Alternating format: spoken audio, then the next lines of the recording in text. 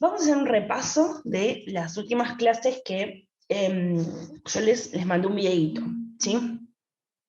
Sí, Lo que yo más o menos les traté de contar en el videíto era este tema de la fecundación interna, porque si mal no recuerdo, la última clase que habíamos tenido, así como esta, habíamos charlado de la fecundación externa. Entonces, en el video traté de explicar un poquito qué es la fecundación interna, que a diferencia de la externa, es el tipo de fecundación que se da dentro del cuerpo de la hembra, ¿sí? En donde los espermatozoides deben ingresar al cuerpo en un proceso donde el macho introduce el pene en la hembra, que se llama cópula.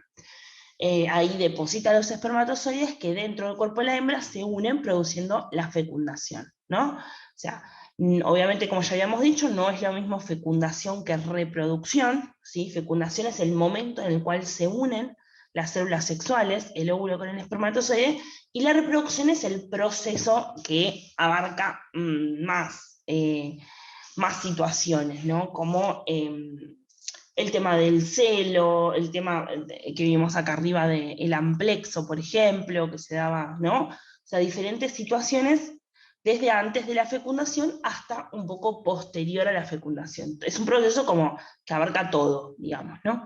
Pero la fecundación es ese momento exacto de unión de las células sexuales. La fecundación interna le brindó la ventaja adaptativa evolutiva de que los animales que presentaban esta fecundación puedan alejarse de las cuencas de agua, ¿sí? Cualquiera sean, o marinas o de agua dulce, para poder conquistar otros territorios, sin depender exclusivamente del agua para reproducirse. Obviamente seguimos dependiendo en cuanto a que necesitamos el agua para vivir, pero por lo menos no para la fecundación, ¿sí?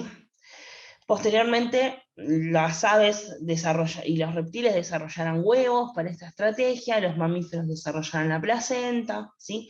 Pero cualquiera sea el caso, siempre la fecundación va a ser interna, ¿ok? Em, para que la cópula pueda realizarse, tiene que haber una sincronización de las gametas, ya sea en el momento en el cual el macho debe ingresar esas gametas en el cuerpo de la hembra, o la hembra debe liberar esos óvulos, en ese proceso que se llama ovulación. Quizás es un poco más sencillo que la sincronización de la liberación de gametas externa, porque por lo general los espermatozoides duran un poco más de tiempo en el cuerpo de la mujer, ¿no? De las hembras, quiero decir, de fecundación interna. Es por ahí un poco más sencillo, más fácil que se unan estas gametas siendo una fecundación interna que una externa. Pero igual así hay que sincronizar, ¿sí? Para no perder las gametas y que queden destruidas, digamos. Bien, entonces, en el caso de los mamíferos hay algunos que presentan lo que se llama estrocelo, ¿sí? En realidad todos, que son aquellos periodos en los cuales está disponible, digamos, se abre la ventana para poder reproducirse.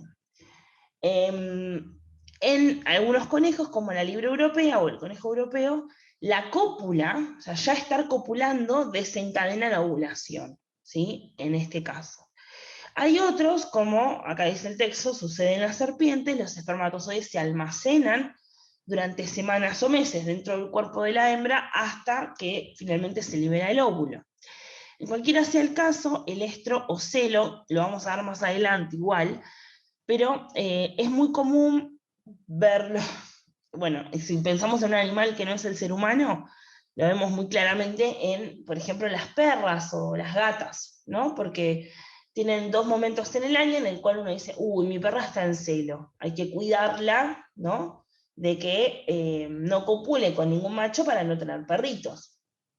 Esto eh, se produce por lo general una o dos veces al año. En el caso del ser humano, la mujer también entra en un periodo de celo todos los meses, ¿sí? Justo antes de la menstruación, ¿sí? Es más o menos similar. Bien, buenísimo. Acá había algunas actividades para hacer, ¿sí? Que son opcionales. Yo en esta unidad fui poniendo muchas preguntas a lo largo de los temas. Todas estas preguntas las pueden ir haciendo y entregando, las pueden hacer al final o no las pueden hacer. Yo recomiendo que las hagan porque es un punto extra para las valoraciones, ¿sí? Así que si las pueden hacer, mucho mejor para ustedes, digamos, pero no son obligatorias. Ya queda a criterio de ustedes si las quieren ir respondiendo. Siempre las preguntas están relacionadas con el texto anterior, digamos, con la otra parte del texto, así que no se pregunta nada raro, ni nada para investigar, ni nada por el estilo, ¿sí? Ok, acá le ponemos a Lu el presente. Bien. Bueno, y acá entrábamos en lo que se llamaba dimorfismo sexual. ¿Qué es el dimorfismo sexual? Son las características que diferencian a los machos de las hembras, ¿sí? Esas diferencias pueden ser de tamaño, de forma, de coloración, de comportamiento, de hábitat, ¿sí? De sonidos, por ejemplo, en el caso de las aves. Pero sí, es eso, ¿no? Es justamente la palabra lo dice, dimorfismo. Di significa dos, morfismo hace referencia a morfología, o sea, forma corporal, ¿no? Pero también abarca las de comportamiento y las de hábitos. Esto pasa en muchas especies, ¿no? Donde por lo general, por ejemplo, en los mamíferos los machos suelen ser más grandes que las hembras. En el caso de las aves suelen tener o coloraciones diferentes o cantos diferentes. Por lo general en los insectos la hembra es más grande que el macho, ¿sí? En algunos es más marcada que en otros, por ejemplo, en la mayoría de los reptiles no está muy marcado cuál es macho y cuál es hembra, ¿sí? Pero en otros se marca demasiado quizás. Esa marca súper notoria es justamente el dimorfismo sexual. Se lo llama sexual porque está relacionado con características que tienen esos animales para la reproducción, ¿sí? Ser más grande o tener otra coloración o tener otro canto me habilita a poder reproducirme con mi pareja, ¿sí? Porque justamente esa diferencia hace que yo tenga mayores privilegios o sí, o como más posibilidades de reproducirme, ¿no? Bueno, acá dice que algunos reptiles sí tienen mayor tamaño. En algunos se nota más que en otros, la verdad. En los anfibios se nota mucho, ¿no? A veces notamos demasiado cuando un sapo es mucho más grande que una rana, ¿sí? En los artrópodos se nota muchísimo, por lo general. Sí, es que las hembras son mucho más grandes. Bien, en los mamíferos son los machos, como decíamos antes. Por ejemplo, algunos atributos distintos. En el caso de los elefantes marinos que encontramos en Mar del Plata, los elefantes machos tienen esa trompa, justamente que les da su nombre, y las hembras no la tienen. Entonces, cuando los vamos a ver a la costanera de Mar del Plata, decimos, este es un elefante marino macho. ¿Cómo me doy cuenta? Porque tiene trompa. Esta es la hembra, ¿sí? Por ejemplo, el león. El león es súper evidente. El león tiene melena y la leona no tiene. ¿Ok? O sea, en el caso del pavo real, el pavo real macho tiene unas plumas súper prominentes, enormes y de muchos colores, bien llamativos, y la hembra es blanca. ¿Sí? O sea, no tiene colores y es mucho más pequeña. Sí. O sea, las plumas de la hembra son blancas. Son Así, blancas, nomás. sí, Blancas. exactamente, son blancas. No sé si alguna vez pudieron ver un pavo real hembra, ¿sí? Si no, ahora después lo buscamos. Pero son blancas, sí, simplemente porque no la necesitan. ¿Por qué no la necesitan? Si nosotros analizamos el comportamiento de apareamiento del pavo real, ¿sí? Lo que vamos a observar es que es la hembra la que elige al macho para reproducirse. Como pasa en la gran mayoría de los... Hola, ¿cómo va? More, ¿no? Sí, que lo estaban viendo. Em, claro, es la hembra la que elige al macho para reproducirse. Entonces, si yo soy una hembra y voy a elegir con qué macho me voy a reproducir, o sea, ustedes piensen que la reproducción en el reino animal es un momento crucial y es muy preciado. O sea, todos mueren literal por reproducirse.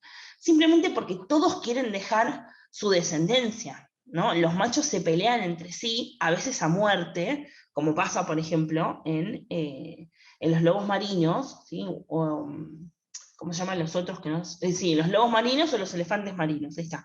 En esos grupos, los machos pelean a muerte para reproducirse con las hembras porque quieren dejar su descendencia, ¿sí? O sea, literal, se matan por el harén, ¿no? Ellos viven en harén, en grandes comunidades donde hay muchas hembras, y el macho predominante va a fecundar a todas las hembras. ¿Qué pasa? Llegan al punto de lastimarse a muerte para poder dejar afuera la competencia, ¿sí? Y nada, y reproducirse y dejar su espermatozoide que va a continuar con la especie, ¿no? Eso pasa en ese grado de locura, vamos a decirlo así, por la reproducción, pasa en todas las especies. Todos van a querer reproducirse para dejar su descendencia. Entonces, lo que pasa en la gran mayoría de los casos es que es la hembra la que decide con qué macho reproducirse. ¿Por qué? Porque a veces tener las plumas más grandes, como en el caso del pavo real, o más coloridas, me va a asegurar que mis crías, yo siendo hembra, mis crías van a tener un plumaje más lindo, y por ende van a poder reproducirse, por ende van a dejar descendencia con plumas más lindas, y así, ¿no? O por ejemplo, si yo soy una leona y estoy buscando el macho más fuerte, en ese caso, el que deje fuera de competencia a los otros, lo voy a elegir para reproducirme, ¿no? O sea, siempre, por lo general son las hembras, en la gran mayoría de los casos, las que eligen a los machos para poder tener sus crías. Entonces, en el caso del pavo real, cuanto más grandes y más coloridas sean las plumas del pavo real, mejor selección por parte de las hembras va a tener. Las hembras no necesitan plumas, porque los pavos reales machos no las eligen a ellas, son ellas las que eligen. Entonces, ¿para qué la naturaleza me va a dar plumas súper prominentes y hermosas, si soy una pava real hembra, un pavo real hembra, si no las voy a necesitar? Me iba al Pepe, ¿no? O sea, ¿o por qué me van a dar melena siendo una leona si a mí no es que me van a elegir, soy yo la que elige, ¿no? O sea, es por eso. Lo mismo pasa con las cornamentas de los ciervos, ¿sí? O sea, son las hembras las que van a elegir a los ciervos machos, y siempre van a terminar eligiendo a las que tienen las cornamentas más grandes, ¿sí? Simplemente por eso, porque me va a permitir que mis crías, ¿sí? Hola, tengan... profe, buen día. Hola, Luri, buen día. Mis crías tengan unas cornamentas más grandes, y que a su vez las elijan otras hembras, y que esas hembras, ¿sí? Es una competencia, es exactamente una competencia la reproducción en el reino animal, ¿sí? Quizás no se evidencia tanto en el caso de los seres humanos, pero porque nosotros tenemos una cultura que el resto de los animales no tienen, que nos hace tener un mayor dimorfismo sexual, y no es tan así, no es que elegimos al macho más fuerte para reproducirse, no, en nuestro caso es por ahí es el que tiene más plata, no, nada que ver. No, nosotros tenemos otro tipo de cultura que nos hace querer reproducirnos, por así decirlo, eligiendo otras cosas, ¿no? El aspecto físico o el comportamiento, ¿no? Quizás más los sentimientos, y eso no está tan marcado en el resto de los animales, simplemente porque en el resto de los animales lo que prima, lo que es mucho más importante, es el instinto por reproducirse con el mejor macho o la mejor hembra para dejar una mejor descendencia. En nosotros no es lo primero el instinto, ¿no? Hay otras cosas en juego, digamos. Pero bueno, bien, en otras aves los machos tienen un canto diferente, ¿no? O las hembras modifican su canto en el momento del celo. Ah, algo que no les dije de los pavos reales. Los pavos reales machos solamente abren sus plumas cuando la hembra está en celo, ¿no? A veces vamos bueno, ya no existe más el zoológico, pero vamos al ecoparque, ¿no? De ahí de Capital, y vemos los pavos reales, y decimos, ay, me voy a quedar acá al lado para que abra las plumas. Por ahí estamos una semana y el pavo real termina diciendo, ¿qué sé, amigo? Andate. O sea, nada. Lo va a abrir cuando la hembra esté en celo, justamente porque abrir las plumas y mostrarlas, ¿para qué lo va a hacer si la hembra no va a estar dispuesta a fecundarse? O sea, claramente. Pero nada, un datito más. Bueno, estaba con los cantos de las aves, ¿no? Que tienen cantos distintos en el momento que es para la reproducción o directamente durante todo un periodo en donde cambian ese canto. A veces tienen comportamientos de, entre comillas, baile, ¿no? Hay muchos pájaros de la selva que arman como unos bailes especiales para que la hembra los elija, o los que tienen los mejores nidos, y así, ¿no? O sea, siempre rondamos sobre lo mismo. Bien. Entonces, siempre el dimorfismo sexual se da en animales de sexos separados, ¿sí? O sea, donde hay un macho y una hembra. No hay dimorfismo sexual en animales hermafroditas, como por ejemplo la lombriz, ¿no? La lombriz no hay dimorfismo sexual directamente porque no hay lombrices macho y lombrices hembra, ¿sí? Igualmente hay animales que a pesar de tener sexos separados, como por ejemplo las serpientes, es muy difícil darse cuenta cuando una serpiente es macho y cuando es hembra. O sea, es prácticamente imposible. Nosotros la vemos y no nos damos cuenta, ¿sí? Algunos sí tienen dimorfismo sexual, pero también es difícil notarlo, ¿no? O sea, o quizás nos tenemos que esforzar un poquito más para verlo. Bien, entonces siempre rondamos sobre este tema de la competencia entre los diferentes animales, entre los machos adultos se da perfecto.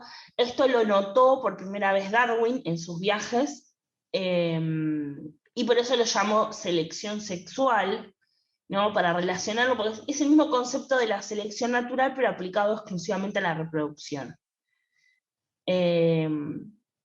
Bien, acá se ve un caso, por ejemplo, el avestruz, ¿sí? Fíjese cómo es el macho, tiene un plumaje súper negro a partir del cuello, y la hembra no, la hembra es más plumero, literal.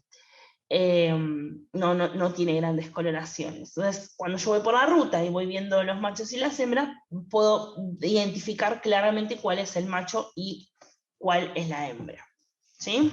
Ese es uno de los ejemplos. Además, miren, del tamaño, ¿sí? Que el avestruz es un poco más alto también.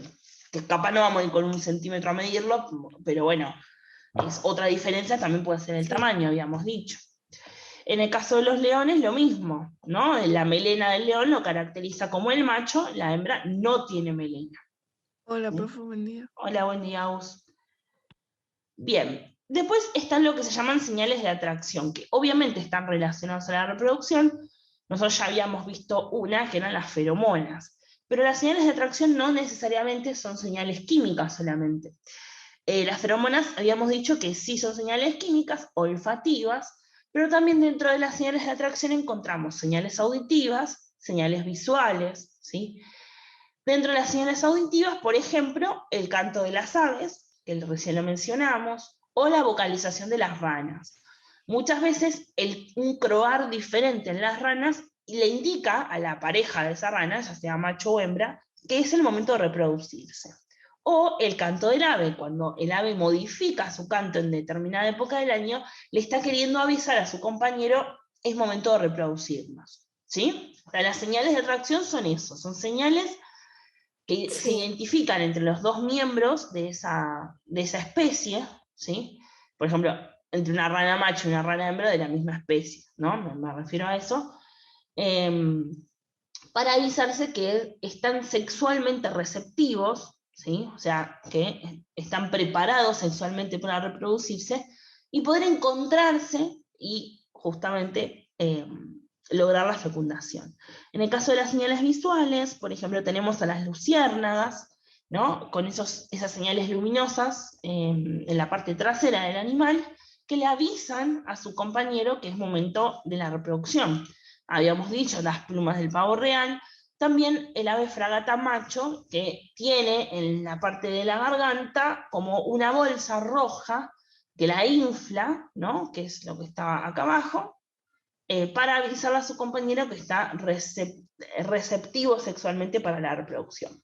¿Sí? Y acá tenemos el caso de la luciérnaga y el caso del pavo real. Sí. Ok. ¿Dudas hasta acá? ¿Preguntas? ¿O algo que haya quedado más o menos?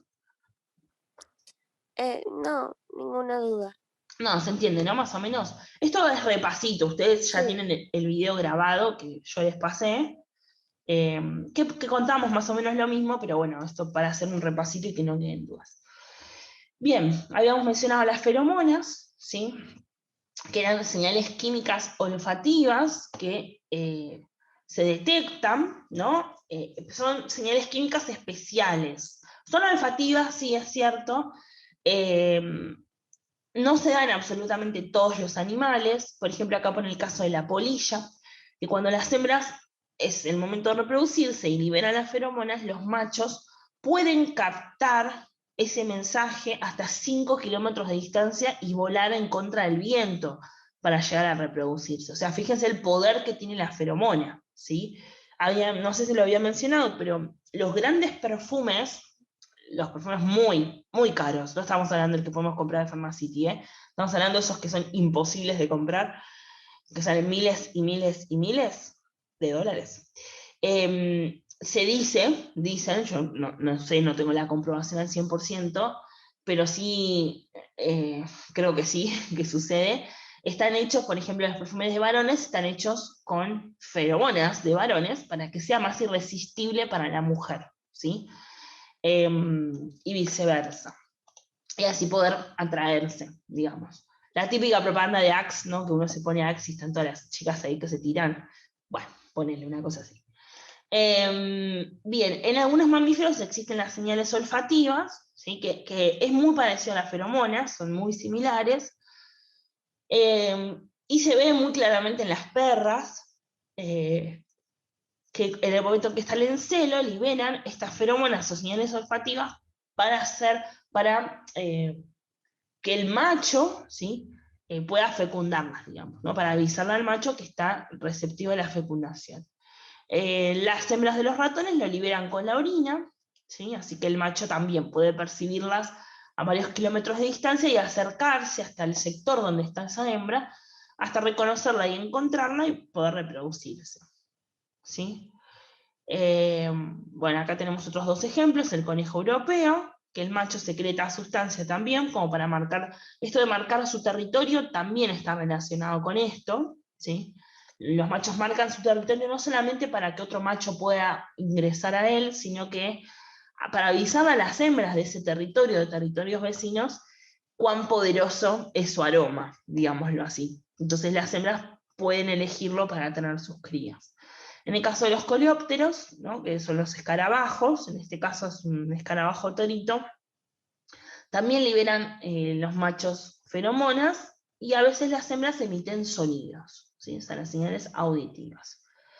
Lo mismo, acá tenemos algunas preguntas que para los compañeros que ingresaron después les estaba comentando al resto de los compas que son preguntas opcionales, no son obligatorias hacerlas, pero cada tanto en la unidad van apareciendo algunas preguntas que están relacionadas con el texto que vimos anteriormente. No es que son preguntas nuevas ni hay que investigar. Si quieren ir haciéndolas, las pueden ir haciendo. Si quieren entregarlas al final de la unidad, las pueden entregar todas juntas. Pero lo importante es que es opcional, ¿sí? Solo eligen ustedes si hacerlas o no. Yo recomiendo que las hagan, pero eso como ustedes quieran, porque levanta la nota en la valoración, ¿sí? Bueno, O en la valoración final, digamos, si la entregan al final, o si van entregando las partes, sumará a la valoración que se va entregando en estos, hasta el final del año, digamos, ¿no? Las Profe, bimestrales. perdón, sí. Sí. ¿hasta qué día tienen para entregarse? Hasta el día anterior a que cerremos las planillas. como todos los trabajos. Yo todavía no nos dijeron en la escuela, no sé si ustedes tienen el dato, no nos dijeron cuándo se cierran las planillas, cuándo termina el bimestre. Que no sé si es ahora en julio, supongo que sí, pero no sé exactamente cuándo. Saben que yo les aviso, cuándo termina, cuándo tengo que cerrar, y hasta momentos antes de cerrar yo recibo los trabajos, no hay ningún problema, para que se vea reflejado, ¿no? O sea, ustedes tienen la opción de no entregar los trabajos, pero en la valoración bimestral tenemos nosotros como profes que poner cuántos trabajos se entregaron, y si se conectaron, y etcétera. Y yo lo tengo que poner, obviamente, pero no significa que sean malos alumnos ni nada por el estilo, ¿no? Eso. No sé si respondí la pregunta. ¿Respondí? ¿O más o menos? Sí. No respondí, ¿no? No, o sea, yo la fecha exacta en la cual tenemos que cerrar las planillas para el próximo bimestre no la sé. Apenas la sepa, yo se las pongo en el grupo. Y hasta el día anterior de ese cierre, o hasta, no sé, si la cierro a la noche, les doy tiempo hasta esa mañana, por ejemplo, ustedes pueden entregar los trabajos. Si deciden ir haciendo estas preguntas, las pueden ir haciendo, ¿sí? Acá arriba habíamos visto las primeras 3, un poco más acá arriba, que hablaban de las fecundación interna, externa, ¿sí? Pueden ir haciéndolas tranqui en la carpeta, en una hoja, en un archivo de Word, ¿no? Si es que deciden entregarlas, por ahí deciden, no, yo no las voy a entregar, ok, no hay problema. O deciden entregarlas después a fin de año para levantar nota, también no hay problema. El tema es que, bueno, después nosotros vamos a seguir avanzando en las otras unidades y va a quedar medio colgado si tipo deciden entregarlas a fin de año, ¿no? Pero bueno, las acepto porque son opcionales. Pero si las quieren ir haciendo, como, ¿no? ¿Pregunta? No escuché, Sí, perdón. ¿Sí? Ah, buenísimo, entonces entendido. Si las quieren ir haciendo, las pueden ir haciendo sin ningún tipo de problema. Bien, antes que se nos corte, para terminar con el repaso, habíamos hablado o para continuar, el sistema reproductor en el ser humano, ¿sí? Recordando que siempre vamos a tomar al ser humano como animal, en este caso, porque nosotros en la ciencia lo pone en el grupo de los animales, con fecundación interna, porque está dentro de los mamíferos, ¿sí? Y obviamente vamos a aprender acerca de las características anatómicas y fisiológicas del sistema reproductor masculino y femenino. Habíamos mencionado el caso de Trótula, me parece interesante porque, nada, la verdad es que yo ese dato no lo sabía, en suma o no, pero está interesante, para entender que no siempre se enseñó y se aprendió todo tal cual lo vemos nosotros, ¿sí? Y justamente este caso, ¿no? La antigua Roma, Trótula, con un conjunto de mujeres, fueron las primeras encargadas, las primeras ginecólogas, lo que se llama ginecólogas, son las primeras mujeres encargadas de hablar de ciertos temas que en ese momento no se podían hablar, porque la sociedad no incluía temas relacionados con las mujeres, mucho menos con el sistema reproductor de las mujeres. Pero fueron las primeras en retratar la anatomía y la fisiología del cuerpo femenino, cosas como la menstruación, el embarazo, el parto, control de la natalidad y las enfermedades relacionadas al sistema reproductor, ¿sí? Así que nada, me pareció interesante. Ok, y acá había otras preguntas más relacionadas con eso, ¿sí? Y acá habíamos empezado a hablar del sistema reproductor en el ser humano, ¿sí? Todo esto que es texto, ¿no? Yo les había mostrado acá las fotos, ¿sí? Me voy más para abajo, del sistema reproductor masculino interno y externo, ¿sí? Así que vamos a ir subiendo para ver las fotos y leyendo. Bien, buenísimo. Antes que se corte, debemos recordar que tanto el sistema reproductor femenino o masculino existe su parte externa y su parte interna, relacionada a los órganos, ¿sí? O sea, tenemos órganos externos y órganos internos. Los externos son los que podemos ver y evidenciar, y los internos son los que están dentro del cuerpo, que aprendemos, sabemos que son así, ¿sí? Pero no los podemos ver a simple vista. ¿Ok? Bien, entonces, se nos va a cortar, les pido si se vuelven a unir.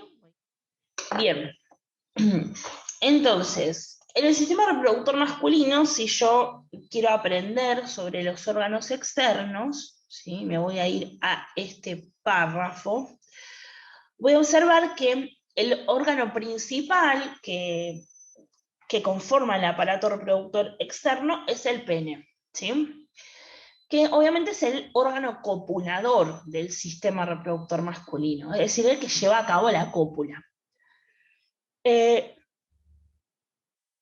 Si yo no les puse fotos, pero si yo analizo el pene por dentro, voy a encontrar que está compuesto por un tejido que se llama tejido esponjoso. Justamente se llama así porque actúa tal cual una esponja que se llena de sangre, ¿sí? Y en el momento en que se llena de sangre, o sea, pensemos que todos los órganos tienen arterias que llevan la sangre hacia el órgano y venas que drenan esa sangre, o sea que permiten que la sangre salga del órgano, ¿sí? Así funciona el sistema circulatorio, las arterias que llevan sangre hacia los órganos y las venas que retiran esa sangre de los órganos. En el sistema, en el pene funciona lo mismo, es exactamente igual. Tenemos una arteria principal que lleva sangre al pene, en ese momento esa sangre es volcada al tejido esponjoso, y es el momento en el cual el pene se erecta en los varones, ¿sí? Cuando la erección pasa, esa sangre es drenada por las venas y sale del pene. Por eso el pene ya no está en alto, digamos, ¿sí? No está erecto. Esto es importante para el momento de la fecundación, si no, no se produce. Tiene una parte, por lo general la piel es bastante fina, es muy sensible, tiene una parte que tiene vellos y otras que no.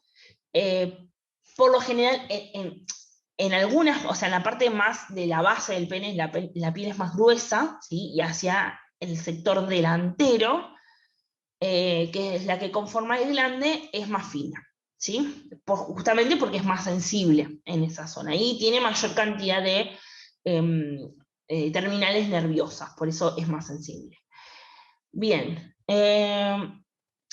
y bueno, el glande está compuesto, ahora lo vamos a ver en las fotos, pero de una piel que lo cubre, que se llama prepucio. En el caso de de la comunidad judía, es el prepucio el cual se retira, se corta cuando los varones de la comunidad judía son pequeños, ¿sí? Obviamente tiene toda una connotación religiosa. Entonces tenemos el pene, el glande es la parte más externa, ¿sí? El prepucio es la piel que se retira y lo cubre, este sector de acá se llama frenillo, y por detrás vemos el escroto que contiene los testículos, ¿sí? Pero esto básicamente es la conformación del aparato masculino externo. Obviamente lo estamos hiper resumiendo, ¿no? Lo podríamos explayar mucho más, pero no vale mucho la pena. O sea, ya estamos viendo en líneas generales. En la anatomía interna, los órganos más importantes son los testículos, que son dos órganos con forma ovalada que se encuentran como contenidos en una bolsa que se llama escroto. Esa bolsa es una bolsa única que está separada internamente por una línea que va a dividir un testículo derecho y un testículo interno, que se llama rafe. Esta bolsa justamente los contiene y les brinda la temperatura adecuada. Los testículos deben estar a 2 o 3 grados menos que la temperatura corporal, porque esa es la temperatura en la cual se producen los espermatozoides. Los testículos tienen una doble función: por un lado van a producir espermatozoides, y por otro lado van a tener una función de glándula, porque van a secretar hormonas. Por ejemplo, la testosterona, ¿sí? Que es muy mencionada siempre en todos lados. A su vez, estos testículos, si yo hago un corte del testículo y lo analizo, voy a ver que está compuesto por muchísimos tubos enrollados, ¿sí? Muchísimos tubos enrollados. Esos tubos enrollados se llaman túbulos o tubos seminíferos, ¿sí? Viene de seminal, de semilla, ¿sí? Porque justamente van a ser los tubos en donde se van a producir los espermatozoides, que vendría a ser como la semilla masculina, si uno lo quiere traducir.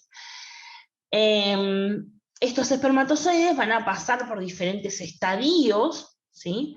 Desde que son espermatocitos o espermatogonias, espermatocitos, a espermátides y finalmente espermatozoides. Lo vamos a ver en un rato. Pero simplemente son diferentes fases o momentos en los cuales va a atravesar esa célula hasta madurar finalmente y transformarse en espermatozoide. A su vez, también en los testículos van a haber otras células especiales, por ejemplo, estas células de Leydig, que son las que van a producir hormonas que van a intervenir en los caracteres sexuales secundarios, ¿sí? ¿Se acuerdan que en la jornada de ESI lo habíamos visto? Estos caracteres sexuales secundarios es que haya vello, que el tono muscular, que, ¿no? que crezcan como los músculos en el caso de los varones, la forma del cuerpo, que cambie el tono de voz, ¿sí? Que maduren los órganos sexuales. ¿Ok? Y obviamente también va a darle la hormona que necesitan los espermatozoides para madurar. Bien, si nosotros seguimos el recorrido, voy a ir a la foto, o sea, ahora voy a estar desarrollando este párrafo, pero me voy a ir a la foto que se ve mejor. Voy para acá, para abajo. Acá, ¿sí? Esta es una foto de costado, ¿sí? Acá vemos el testículo, ¿sí? Los túbulos acá no se ven, están por dentro, pero automáticamente por fuera encontramos este órgano de acá, ¿sí? Que se llama epidídimo. El epidídimo es un órgano que está directamente relacionado con los testículos, también es una serie de tubos, pero en este caso que se juntan, se unen, formando un único tubo hacia el final, ¿sí? Tiene tres partes el epidídimo: la cabeza, el cuerpo y la colita que sube ahí, ¿sí? No sé si se llega a ver muy bien. Pero no importa, acá cuando nacen, y lo vemos mejor acá, me estoy acordando de esta foto, si hacemos el corte del testículo, vemos los túbulos seminíferos por adentro, miles de millones de túbulos seminíferos, o cientos de miles, para no decir millones, que luego se juntan, se van juntando todos en este sector, y juntos conforman el epidídimo, ¿sí? Primero, la cabeza del epidídimo, que son los túbulos, y a medida que vamos bajando se va conformando un único túbulo, ¿no? En la parte de la colita, que pasa a formarse y llamarse conducto deferente, ¿sí? Este conducto que asciende. Es lo mismo en el testículo derecho y en el testículo izquierdo. Este conducto deferente, ¿sí? Va a subir, acá no está marcado en esta foto, pero yo les voy a subir al Drive una que se ve mucho mejor, pero este conducto deferente sube, ¿sí? Viene por acá por donde está la flechita, pasa por esta vesícula seminal, recoge un líquido que se produce en esta vesícula seminal, y luego pasa por la próstata, que es esta que tiene acá como forma de manzanita, también recoge parte del líquido que está en esta vesícula y se une en un único conducto que forma la uretra para poder salir al exterior. También en la uretra, ¿sí? Está directamente relacionada con la vejiga, porque es donde sale la orina, ¿sí? Así que no tenemos que confundir la uretra, que es por la que sale el semen y la orina, con el ano, que es la terminación del aparato digestivo, ¿sí? Entonces, en el caso del varón, la orina y el semen salen por el mismo conducto al exterior, ¿sí? Que sería la uretra, que se une a esta altura. En la otra imagen se ve mucho mejor. Se la voy a subir. Estos serían los órganos del sistema reproductor interno, ¿sí? Acá son los estadios de los espermatozoides que les mencionaba, pero lo vamos a ver un poquito más adelante. ¿Dudas o preguntas hasta acá? Es momento de hacerlas, ¿eh? No, yo no tengo ninguna. Bien, perfecto. Bueno, igual saben que si tienen dudas, pueden preguntar siempre que quieran. Bien. Ok. Entonces, acá se menciona el conducto deferente, que se une con la vesícula seminal, forman un conducto eyaculador, ¿no? Que allí se forma el semen, ¿sí? Tenemos que entender que de los testículos, vuelvo para acá abajo, solo va a salir espermatozoides, ¿sí? Que son las células sexuales. Pero el semen es un conjunto no solamente de espermatozoides, sino de una parte líquida. Los espermatozoides son las células. Las células no son líquidas, son células. Pero los espermatozoides no pueden vivir así como si nada, como si fueran miles de células o millones de células sobre la mesa. O sea, no, tienen que vivir en un medio acuoso que los proteja, que les mantenga su pH, que les mantenga su temperatura, que no evitar que se sequen, ¿sí? Entonces, por eso se conforma el semen. El semen es la parte acuosa, digamos, en donde están los espermatozoides. Ese semen, esa parte acuosa, se forma con la próstata y las vesículas seminales, que secretan líquidos. Entonces, cuando en el momento de todo el trayecto los espermatozoides llegan a las vesículas seminales y a la próstata, recogen, digamos, ese líquido, ¿sí? O sea, ya está preparado, está ahí esperando los espermatozoides, ¿no? Recoge ese líquido, entonces cuando ya sale, acá ya cuando se une el conducto ya dejan de ser espermatozoides o líquido, ya es semen. Ya cuando se unen, ya se llama semen, ¿sí? Para poder salir por la uretra al exterior. O sea que si yo analizo el semen en el microscopio voy a encontrar una parte acuosa con proteínas, agua, sustancias que le brindan pH, o sea, medio ácido básico, ¿sí?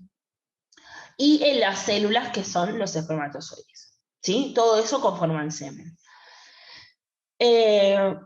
Bien, o sea, solitas, el líquido, sí, algunos lo denominan semen, aunque no tenga células, pero las células sexuales sin la parte líquida son solo espermatozoides y nada más, ¿ok? Tengamos en cuenta este dato de acá, ¿sí? Una eyaculación consta de entre 2 y 5 mililitros de semen, o sea, es muy, muy pequeño, muy poquita cantidad, ¿no? O sea, 2 o 5 mililitros es muy poquitito. Pero en esos 2 o 5 mililitros hay entre 50 y 130 millones de espermatozoides, ¿sí? Millones. O sea, no importa si es 1 mililitro o 0,5 mililitros, igual voy a estar hablando de una cantidad de espermatozoides abismal, ¿sí? O sea, millones estamos hablando, en cada eyaculación. Hay algunos varones que presentan una eyaculación anterior a la del semen, que se llama líquido preseminal, ¿sí? Es un líquido parecido al semen, pero que no contiene tantos espermatozoides.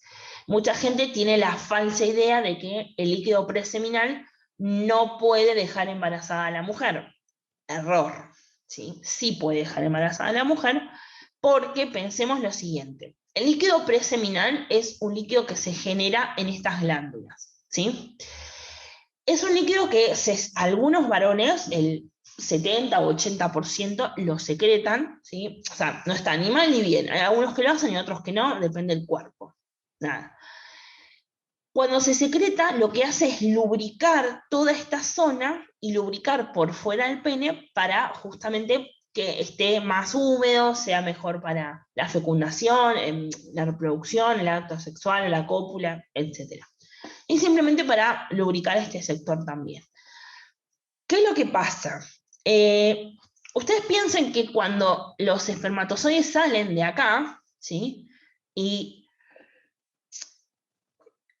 ascienden en el recorrido, no me salía la palabra, ascienden en el recorrido y pasan por la uretra, algunos espermatozoides van quedando en el camino, ¿no? Salen 50 millones de espermatozoides, pero algunos, cientos de miles, van quedando retenidos en este tejido, ¿sí? En este sector. Obviamente también en este, ¿no? Pero ¿Qué pasa? Cuando el líquido preseminal se forma, ¿cuál es el recorrido que sigue? El de la uretra. Exactamente el mismo que todo para salir al exterior. ¿Puede arrastrar, llevar consigo ese líquido, esos espermatozoides que quedaron acá retenidos? Sí, completamente sí. Entonces, ¿puedo decir que el líquido preseminal no tiene espermatozoides? No, no puede tener. Aunque tenga uno, ya es un riesgo de embarazo, ¿no? O sea, puede tener uno, puede tener 1000, puede tener 1.000.000, no sabemos, depende de los que hayan quedado retenidos acá. Entonces, es falso que el líquido preseminal no tenga espermatozoides, por ende, las personas que están teniendo relaciones sin cuidarse, más allá de poder contagiarse una ITS, puede quedar embarazada la mujer, ¿sí? Porque justamente tenemos espermatozoides en el interior, ¿sí? De ese líquido. Bien. Ok, entonces ya estuvimos charlando sobre esto, y nos vamos a meter con la formación de espermatozoides. La formación de espermatozoides se llama espermatogénesis, ¿sí? Génesis viene como de formación o de creación, o también se la llama meiosis espermatogénica, justamente porque la meiosis, si mal no recordamos, es el proceso en el cual se originan células hijas, ¿sí? Relacionadas a la reproducción, son las de las gametas, ¿sí? Bien. En este proceso de espermatogénesis, vamos a partir siempre de unas células muy indiferenciadas y muy inmaduras que se llaman espermatogonias, ¿sí? Son células como si les dijera, Sí. como las células del cordón umbilical, ¿vieron las células madre? Bueno, que son re diferenciadas, que yo puedo agarrar un grupo de células madre y las puedo poner para que formen células de la piel, para que formen células del ojo, para que formen células del hígado. Justamente como no están diferenciadas, no son ninguna célula, digamos, yo puedo inferirlas, orientarlas para que sean un tipo de célula. En este caso sucede lo mismo, ¿sí? Esta espermatogénesis consta de diferentes fases o diferentes periodos. En la primera fase, que es la fase de multiplicación, partimos de estas espermatogonias que no están diferenciadas, ¿sí? Son células en blanco, digamos, que son 2N. ¿Sí? Si recordamos, las células 2N eran las que tenían 46 cromosomas, ¿sí? Entonces, en este caso, en esta fase se realiza la mitosis, y sí, volvemos a la mitosis y la meiosis. Ya sé que todos la odian, no la quieren ver porque yo la odio, la mitosis y la meiosis, pero tenemos que retomarlo, en donde de una célula obtengo 2 células hijas con 46 cromosomas, y a su vez cada una de estas células hijas tiene 2 células hijas de 46 cromosomas, ¿sí? Esto pasa en esta primera fase, por eso se llama de multiplicación, porque vamos obteniendo muchas células. Dejamos la fase de multiplicación y nos metemos en la fase de crecimiento, ¿sí? Acá seguimos esta ruta, esta seguirá por este lado, pero en este caso estas 2 células hijas resultantes tendrán otras 2 células hijas, ¿sí? Que lo que van a hacer es simplemente crecer. Acá en esta fase no hay ni mitosis ni meiosis, porque lo que hace la célula nada más es crecer, ¿sí? Crecen, tienen un leve crecimiento, se vuelven un poco más grandes, y como ya son más grandes, y no son iguales que esta que teníamos acá arriba, tienen que tener otro nombre, porque ya cambiaron de tamaño, ¿sí? Entonces ya no son la misma célula. Entonces pasan a llamarse espermatocito de primer orden, ¿sí? Siguen siendo células 2N. Bien, para la siguiente fase, que es la fase de maduración, ahí sí sucede el proceso de meiosis, ¿sí? En donde esta célula se divide en 2 células hijas, que gracias al proceso de meiosis, esas células hijas, obviamente acá cuando digo meiosis está pasando la meiosis 1 y la 2, ¿no? Están sucediendo las dos. Después de la meiosis 1 y 2, estas 2 células hijas van a tener un número de cromosomas N, ¿sí? O sea, 23 cromosomas cada una, ¿ok? y se van a llamar espermatocitos de segundo orden. ¿Por qué no las puedo llamar espermatocitos de primer orden? Porque acá tenemos una célula 2N y acá una célula N. Si yo llamo a todo espermatocito, ¿en qué momento de la fase estoy hablando? ¿Acá o acá? ¿No? O sea, ya cambió, le tengo que poner otro nombre. No se puede llamar igual. Para no confundir, ¿no? Entonces obtenemos los espermatocitos de segundo orden, con N, o sea, 23 cromosomas.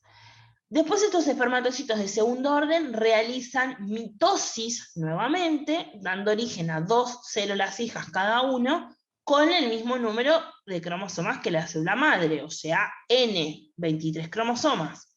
Pero como no son las mismas, no es la misma célula, sino que son las hijas, estas 4 células hijas se llaman espermátides, o espermátidas, ¿sí? Es lo mismo.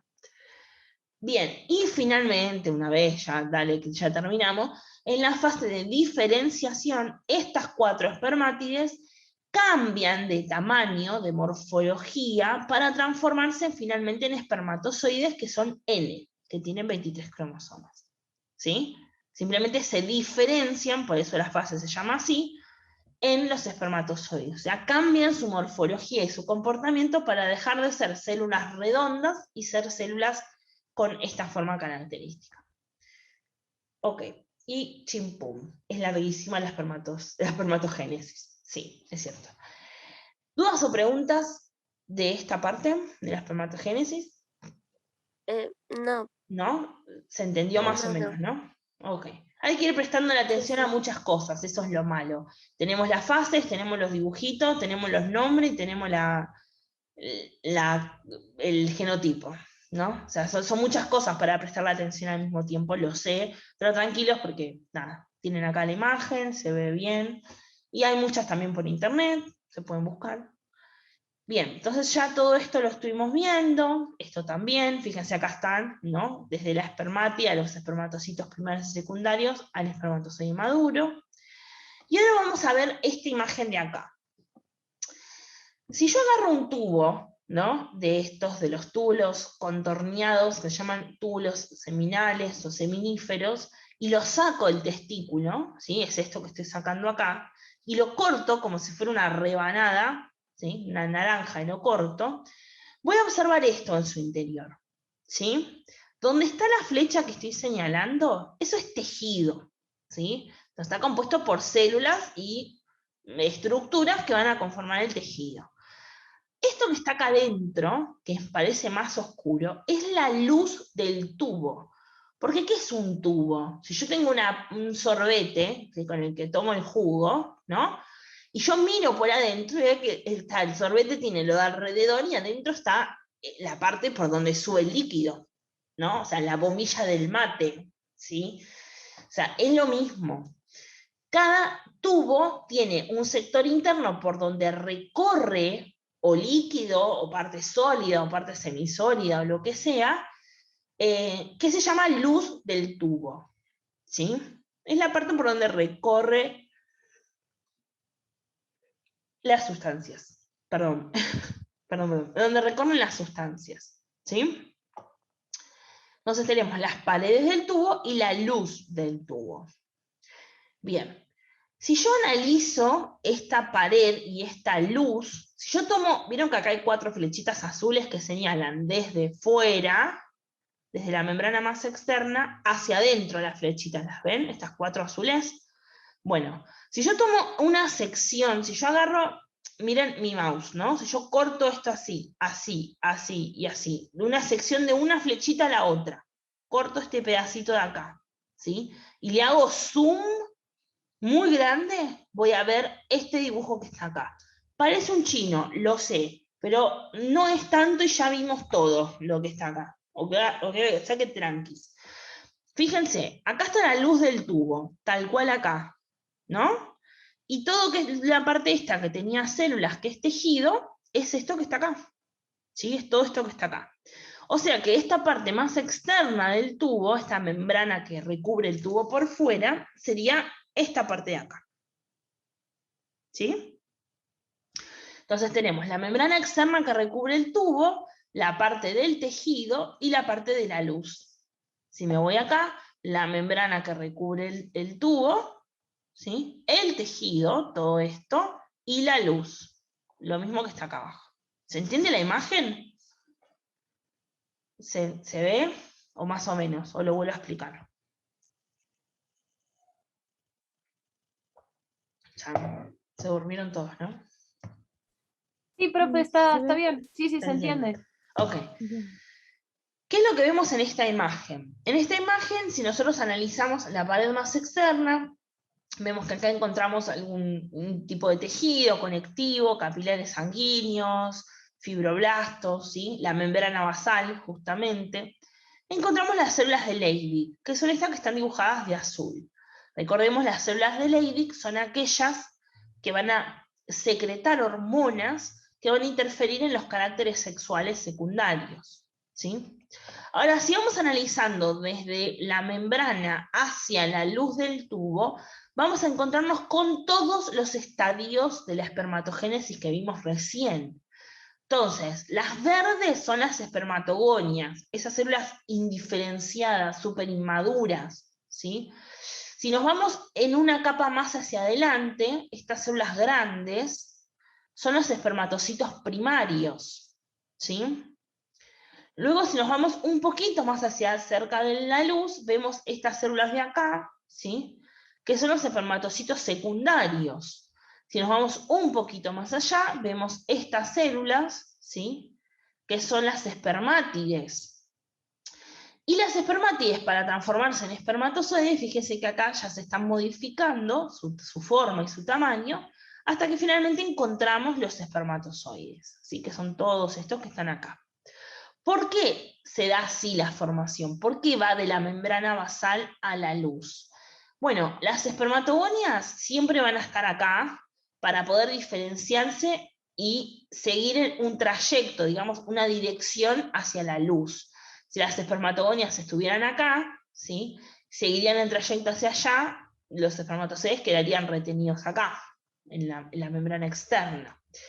¿Pero por qué se da de la membrana hacia allá? Porque los espermatozoides siempre tienen que quedar lo más cerca de la luz del tubo posible. ¿Por qué? Porque si se forman hacia la luz y se desprenden y recorren este tubo, y recorren todo el tubo, y recorren el epidídimo, y etcétera, y salen del testículo, van a justamente poder hacer este trayecto, ¿sí? Hasta salir por acá. Si no se dan hacia la luz, si quedan formados hacia la membrana externa, nunca jamás, o sea, hasta acá, nunca jamás podrían salir, ¿sí? Quedarían atrapados en todo este tejido. ¿Se entiende? Por eso siempre las espermatogonias están cerca de la membrana, van pasando sus estadios, su espermatogénesis hacia la luz, los espermatozoides se forman cerca de la luz, para que cuando ya están formados y con todas las estructuras inmaduros, salgan hacia la luz y puedan seguir el recorrido, ¿sí? Acá hay otras células, que son estas que están acá, de violeta, llaman células de Sertoli. Nada, básicamente lo que hacen es mantener la estructura de este tejido, para que el tejido no colapse y se caiga, y se mantenga así su formita de tejido. Simplemente se encuentran entre las células para mantenerlo como plegado, ¿no? Con su forma. Algo así. ¿Dudas o preguntas? ¿O estamos bien? No. ¿Se entendió? ¿Se entendió esta parte? Bien, y por último, hoy, el día de hoy, vamos a analizar la estructura de un espermatozoide. El espermatozoide se divide en una cabeza, un cuello, una parte intermedia o cuerpo, ¿sí? Que llega hasta acá, y la cola. ¿Ok? La cabeza está compuesta por un casquito que se llama acrosoma, que es fundamental para el proceso de reproducción, porque es mediante este acrosoma que el espermatozoide va a ir sorteando una serie de barreras, ¿sí? Que hay dentro del cuerpo de la mujer. Piense que cuando el espermatozoide ingresa en el cuerpo de la mujer, tiene que pasar por un montón de lugares, de sustancias, bueno, de todo, para poder llegar a realizar la fecundación. entre todo eso que tiene que sortear, por ejemplo, se encuentra atravesar el moco cervical, que es la primera porción después de la vagina, ¿no? Hay un sector muy mucoso, muy denso, que el espermatozoide tiene que atravesar si quiere realizar la fecundación. Bueno, por ejemplo, el acrosoma le sirve para atravesar esa mucosa, ¿sí? Y también tiene sustancias que las va alargando, las va secretando, para ¿cómo se dice? Neutralizar, por ejemplo, el pH de la vagina de la mujer, que es muy ácido, ¿sí? Si el espermatozoide no estuviera en el semen, no podría sobrevivir en la vagina de la mujer, ¿sí? Porque el cambio brusco de pH, siendo esto básico, tiene un pH básico y siendo muy ácido en el cuerpo femenino, ese cambio, ese impacto produciría que el espermatozoide muera. Entonces, que esté dentro del semen lo protege de ese impacto justamente. Dentro de la cabeza también está el núcleo, donde está el ADN, ¿sí? En el cuello es este estrechamiento que se va a unir con esta parte que se llama cuerpo, o pieza intermedia. Algunos lo consideran dentro de la cola, yo lo estudié como que es la parte del cuerpo, es lo mismo, no importa, pues son nombres. Lo importante es que entendamos que en este sector hay muchísimas mitocondrias, ¿sí? Obviamente porque esto es una célula, ¿sí?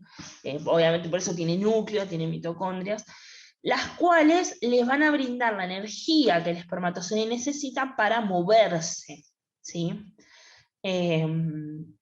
Porque, a ver, si recordamos, las mitocondrias almacenaban ATP. ¿Se acuerdan de eso? Que era la molécula que tenía energía almacenada, energía química almacenada. Entonces, estas mitocondrias almacenan el ATP, cuando el espermatozoide necesita moverse, la liberan, ¿sí? Activando todo el sector de la colita. La colita no es más que un flagelo, ¿sí? Tal cual lo vimos en las células, que funciona como un timoncito y como un motorcito, ¿sí? Motorcito porque va girando para moverse, y como timoncito porque depende para qué lado gire, ¿sí? Es donde se va a orientar el espermatozoide. Si gira hacia allá, el espermatozoide se orienta hacia allá y realiza este trayecto. Si gira por acá, el espermatozoide se ubica hacia allá y realiza este trayecto, ¿sí? El espermatozoide vive dentro del cuerpo, puede vivir, tiene una vida útil dentro del cuerpo de la mujer de 72 horas aproximadamente. Luego de ese tiempo muere, ¿sí? Porque se queda sin alimento en el semen, sin sustancia que lo proteja, y termina muriendo, se deshacen los componentes, ¿sí? Así que si tenemos relaciones sin cuidarnos, sin protegernos, más allá de la ITS, que lo voy a recalcar todo el tiempo, podemos dentro de las 72 horas quedar embarazados, ¿sí? Por eso, dentro de los métodos anticonceptivos, que lo vamos a ver más adelante en la unidad, la que es mal llamada pastilla del día después, hace mucho más efecto dentro de esas 72 horas que si la tomo después, ¿sí? Pero eso lo vemos más adelante. Finalmente acá tienen algunas preguntitas más para hacer, y la clase que viene vemos el sistema reproductor femenino. ¿Ok? ¿Dudas o preguntas de esta clase? ¿Se entendió más o menos? Ok. ¿Sí? Sí, se entendió. Sí, profe, sí, se fue entendiendo, sí. Bien. Bueno, igual saben siempre que me pueden consultar si tienen alguna duda y la quieren hacer en el grupo, para que la tengan todos los compañeros también. Si me la quieren hacer a mí personalmente, también me la hacen, no hay drama. Tienen los videos, tienen el video que yo les dejé, tienen este que vimos hoy que lo voy a subir a YouTube. Y bueno, mucho más no hay que eso. Apenas sepa cuando tenemos el cierre de las notas, que hoy mismo creo que ya lo voy a consultar, a ver si alguno me tira la onda, les aviso, ¿sí? Por si deben algún trabajo y se quieren poner al día. Obvio que el cierre de notas no es solo de biología, es para todas, así que si se quieren poner al día con todas, ya saben cuándo es. Bueno, voy a parar.